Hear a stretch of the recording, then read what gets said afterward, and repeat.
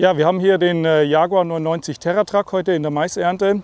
Eine Maschine mit 925 PS auf Raupenlaufwerk. Die Besonderheit an der Maschine ist eben diese Raupenfahrwerkstechnik, die uns nicht nur unter trockenen Bedingungen wie hier, sondern eben auch speziell im Nassen dann bodenschonende Effekte bringt. Und dadurch, dass wir natürlich diese Maschinen ganzjährig einsetzen werden, sind natürlich auch in der Grasernte durch Vorgewindeschonung hier entsprechend auch die Einsätze möglich, sprich als Ganzjahresmaschine auch im Gras darzustellen. Ja, wir haben hier das neue Maisgebiss und zeigen jetzt einmal gleich, wie der neue automatische Transportschutz funktioniert. Das heißt, die neue Orbis-Generation klappt in einer Z-Kinematik zusammen.